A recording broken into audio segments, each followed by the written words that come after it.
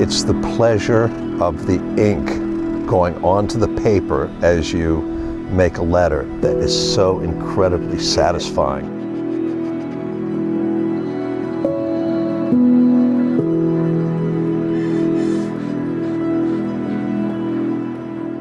So I would have a pen and I would dip it in the ink and then write, and it's that ink going on the paper that's just intoxicatingly enjoyable.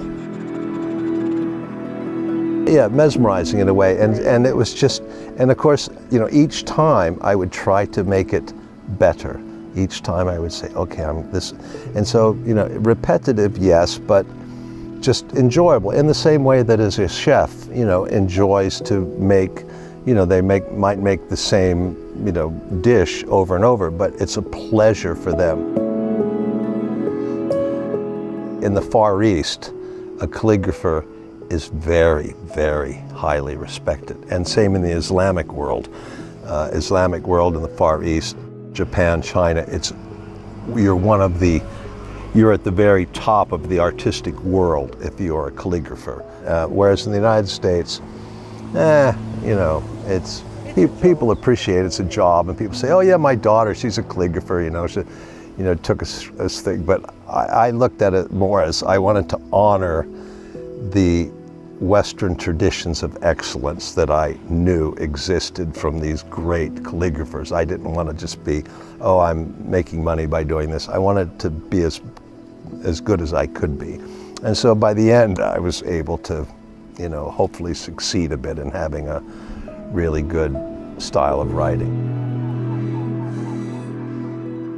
Is that people will take a class now, one day, and they say, oh, now I'm a calligrapher, and they can do all this stuff because it's, you know, whereas the kind of calligraphy that I did, I had to study and study. I studied letters. I studied calligraphy from masters. My calligraphy is based on italic, which came from Italy in the 1500s. The Italian masters wrote in Italian, but it was this kind of style that they came up with, that then in the early 20th century there was a renaissance on this kind of script, italic. In fact, Steve Jobs studied with calligraphy in Reed College in New York, and Steve Jobs famously said, well, I could have been a calligrapher or I could have gone into computing, and I chose computing.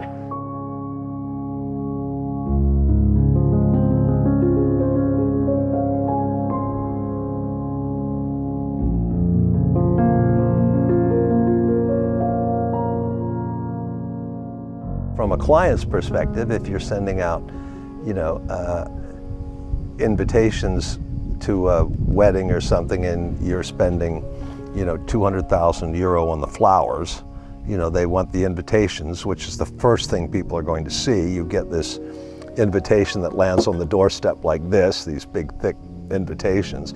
And they want, you know, the address and everything. They want people to pick it up and go, wow, gosh, that's beautiful, because it gives the first indication of they're going to be paying attention to the rest of this party as well. If they see that the first thing they see, they go, wow, beautiful invitation. Oh my gosh, my name looks so beautiful. So it makes you feel important. So this is why people hire calligraphers. I always took great pleasure in the fact that, you know, very Zen-like in a way, that I thought, well, here I am, I'd be doing something, or there's going to be a wedding for 500 people and I'm writing. And, you know, someone's going to be sitting there with this little card that I've made, and they're going to look at it and go, wow, that's really amazing, my name looks like that. And that gave me kind of a, you know, a joy to think that I was spreading, you know, some beauty out there in the world that people might appreciate, even though I was in my little studio in London.